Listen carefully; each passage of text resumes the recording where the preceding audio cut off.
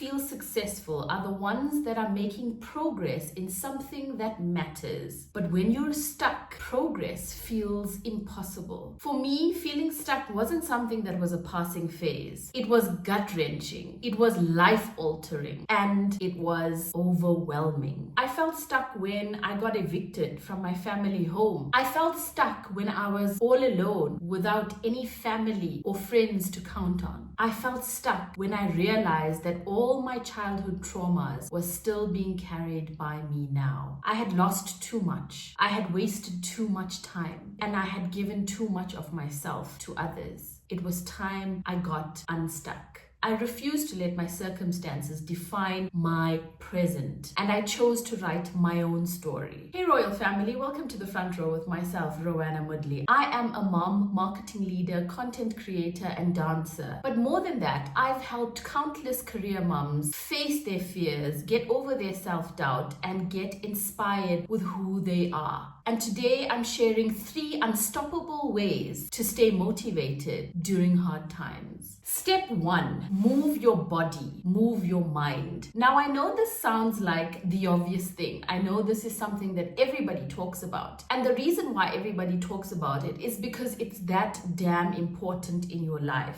If you are feeling extreme stress, movement can make things so much better for you. Steve Jobs used to take his team out for a walk when they had a creative block, because moving the body gets the mind moving. Moving the body helps the mind also find solutions to the problems that you have. I realized that in movement, I could find happiness. I had stopped dancing for a long time because I had lost myself along the way. I didn't feel the need to keep dancing all the time. I didn't feel motivated to dance all the time. And sometimes when you're going through stressful times, you don't really want to dance. And the truth is that when I was asked to dance, I would just give it 1 or 2 practices and then perform on stage, which is not the way to do things. I forgot about the joy of just being in this form of art, just enjoying the present moment of it. And I released myself into that realm of dancing again. And in that movement, I started to come up with solutions to the problems that I was facing. I also started to feel happier because the more I sweated the pain away, the better I felt. And I was feeling so much more confident about myself. Now, I'm not saying you have to go out there and dance. If you're someone that doesn't want to dance, go for a walk. Do something that makes you move. You can even wiggle your hands and move your head and shake your shoulders for 5 minutes to get over the stress that you're going through or the stuck feeling that you have at the moment. We all go through these moments where we feel like we're at a dead end and we don't know what the hell to do. And in those moments, we need to do something that helps it, that jolts us, that gives us the shakti, the power, the pull or the drive to do what is best for us and to make the right decision. Sometimes we feel stuck because we're at a crossroad and we don't know what to do because option A and B don't feel like the thing that you want to choose. In those moments, the movement, the walking, if you're into exercising, you can hit the gym. Whatever the movement is the thing that will release your stress and help you. When you move your body consistently, the elation that it brings you contributes to the resolutions that you will find in the problem that you're in. If you're a mom, simply just leaving everything aside and playing with your kids and just immersing yourself in moving around with them and running around with them is the thing that's going to de-stress you. Play a little game of catch, play hide and seek, go for a little walk with the kids around the block. Whatever it is that you find easy for you to do. If you cannot go outside, put on a YouTube video and do some walking on the spot and embrace the power of movement. I never thought movement would motivate me so much. I never thought movement was so important in my life. Being a dancer, I was always active. I was always in rehearsals and I never realized, because you know when you're in it, you don't realize that that's the thing that's saving you from a lot of the stress. And so as I got older, I started to find other avenues of de-stressing, like sitting in front of the TV, which is the worst thing for me. Because what happened was, as as my life started to get more stressed and I was going through a whole bunch of problems, I just immersed myself in TV. And the TV started to make me feel more anxious. It started to make me feel even more bitter because some of the content I would be watching would just make me feel even worse. And it didn't help my mental health. And then my happiness started to drop and I started to feel sad and depressed. And I just didn't want to go anywhere and I didn't want to see anyone and I didn't want to get dressed and I didn't want to show up as my best self. And when I started to read self-help books and when I started to look at the right content, I realized that, hey, I actually need to do the thing that makes me happy. And what's the quickest thing that makes me happy? And for me, that was dancing, because it was an easy thing for me to do very quickly. I didn't want to go and learn things. I didn't want to do something that felt like it was work. And the moment I started to do the things that brought me joy, I started to feel happier. There was a time where I just didn't want to be around anything and I kind of gave up with life because I was just like, it's a never-ending circle and I was being a victim and I was just, woe is me. But when I pulled myself out of the darkness, and the movement helped me do that. The other thing that movement helped me is to forget about my problems. I don't think about the stress that I go through. I'm immersed in the beauty of the words and the rhythm and the beat.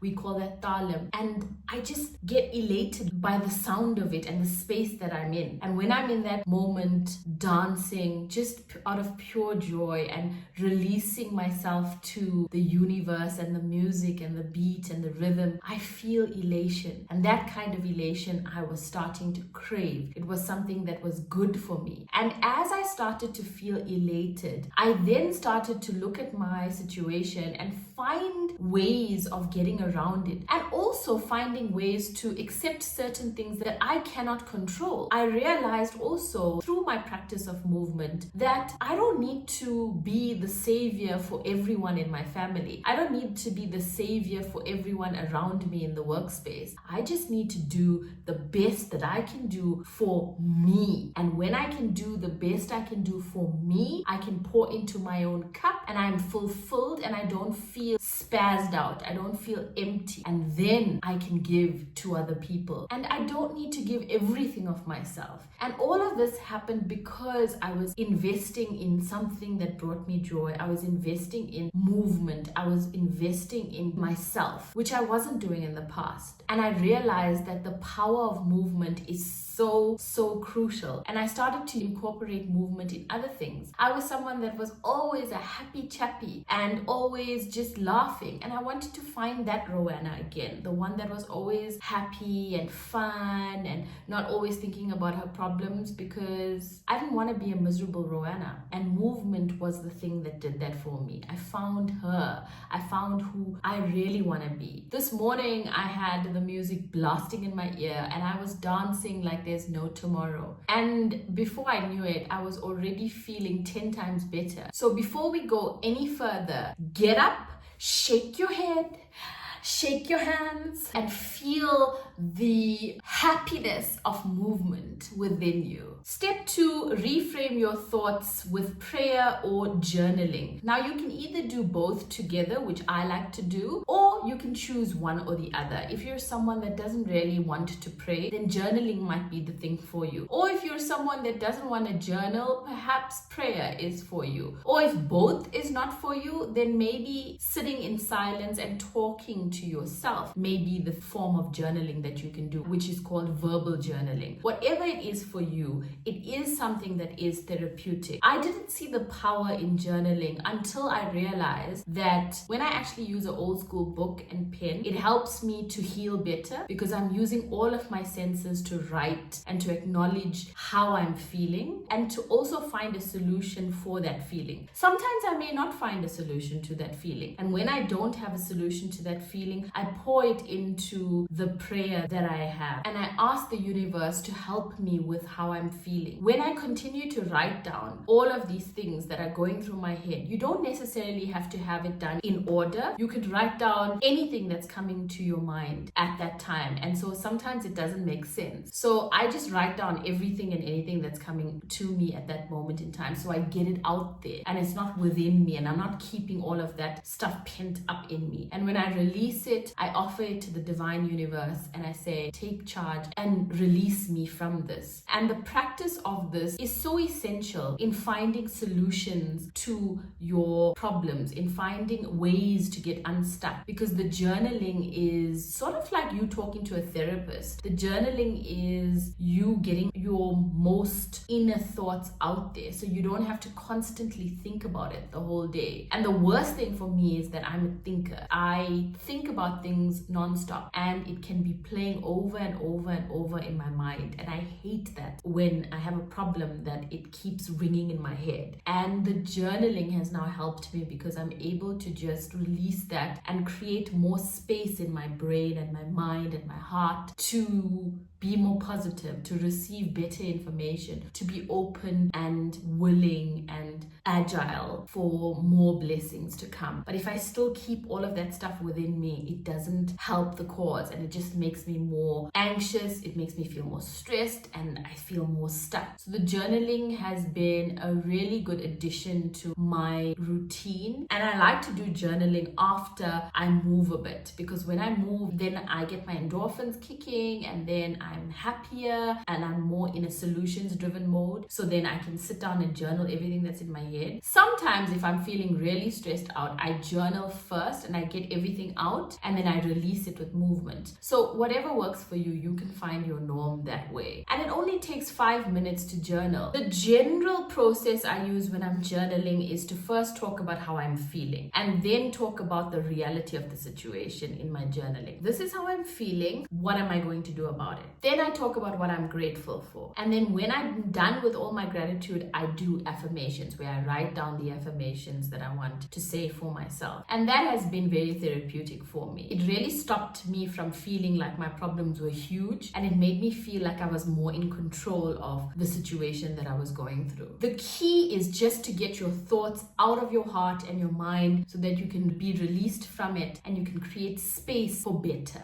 Step 3, change what you absorb. You are the sum of what you consume. What you read, what you watch, who you join, all of that has an impact on how you think, feel, and act. When I was at my lowest, I realized that my surroundings and the content that I was absorbing were also not great. And that's why it was amplifying my circumstances, and it was amplifying the way I felt, and it was amplifying how stuck I felt and how toxic I felt. And when I started to do the steps, move, journal, be more positive, absorb the right content, I started to feel better about myself. And I started to see light at the end of the tunnel. And I knew that there was something good that was going to come out of being good and being positive and surrounding myself with that kind of energy. I read a book a few years ago which talks about if you walk into a room and you're performing at 60% positive and the person that you're interacting with is performing at 90% negative, your positivity is going to be absorbed by their negativity. And so then you'll eventually become more negative. But if you're always trying to be 100% positive and you're trying to own it when you're speaking to people, then your positivity will be more infectious than their negativity. The key is to always be a little bit more positive than the people you're surrounding yourself with. And when you're stuck, that's very difficult to do. So the solution to grow your positivity percentage is to watch more positive content, to join more positive people, to surround yourself with positive energy, to pray more. When you pray, you get the positivity of the divine Lord. You get the positivity of God Himself. How can that positivity be less than anything else? And if prayer is not the thing for you, that's also okay. Affirmations can work. I am positive. I am a beacon light. I am exuding beautiful energy. And when you keep saying that, your brain starts to believe it, your mind starts acting in that way, and your whole being starts performing in that way of positivity. You have to start pouring the right information into your body, your mind, and your soul. So when you feel stuck, that is what you can draw into to pull that positivity and to get yourself unstuck.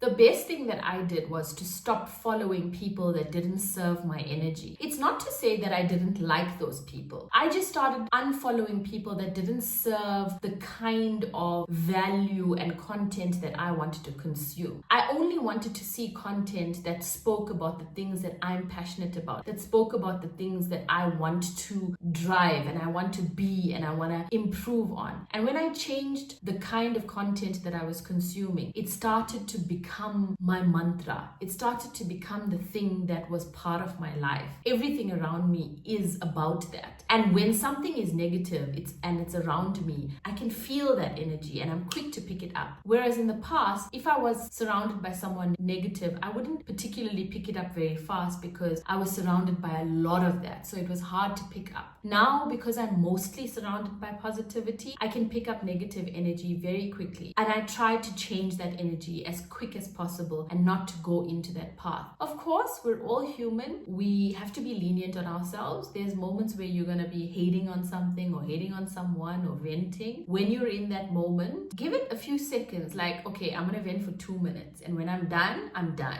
Don't go on and on and on and just like make it death by negativity. And also don't take calls from people and entertain negativity. I have a family member who will call me only when she wants to talk shit about her husband. And that's okay. Like, she can vent to me, that's okay. But when the venting happens for 2.5 hours or 3 hours, that's my energy being drained. And I was a victim of that in the past. And it translated into my personal life where that energy was then spilling over in my day. And I lost 2.5 hours with her, and I also lost about 2.5 hours in my personal life. So that's 4 or 5 hours that I lost in my day because I was entertaining someone that was in a negative space. And what's worse is that when I see her with her husband, she's a completely different person. And I'm starting to hate on her husband because I know the things she told me about her husband. And then I realized I just need to stop and step away from this mess because it's not my circus, it is not my monkeys. So there's many examples I can give you where you can get sucked into this cycle of negativity where people have conversations with you and then they start talking about something and then you also get sucked in if you feel a similar way. And it's just toxic and it brings you down and it doesn't actually benefit you. And I also realized the hard way that when people are so comfortable talking about other people to you and then still being nice to those people, then they're definitely comfortable talking about you to those people. So it's just, I want to be better and I want to be around positivity. And it is difficult, I acknowledge that, but I'm making a choice every day to try and be around positivity so that I can have a better, more happier mind. I challenge you for the next 7 days, replace one negative thing that you do with something motivational and watch what happens to your life. Spend 3 days only saying positive things. Even if you hate someone, say 3 things positive about them and watch how wonderful your life starts feeling. And if you keep doing this, you realize that it's better showing love and receiving love than it is to show hate and receive hate. Hard times happen to all of us, but it doesn't need to define our life. You get to define your own life. You get to set the precedence. You are in charge. And if you follow these 3 steps, if you move your body, if you journal, and if you absorb the right content, these simple 3 things, you will see a positive change in the way you feel and you will start feeling unstuck. And that's where we want to get to. Of course, there's many other things that you can do in addition to these 3 steps, and I welcome you to try them. I recommend these 3 steps just to start with, to get the ball rolling. You are not a product of your circumstances and you are born for a reason and you're supposed to be here. So when you feel stuck, remind yourself that you are the ish and you're supposed to be here. Don't give up. If you just push through, you will see the glory on the other side. If you're thinking about committing to something like this, type I'm in the comments below. And I wish you all the best. And I know that you can get unstuck and live a glorious life. It's been a treat. We'll do this again soon. Cheers.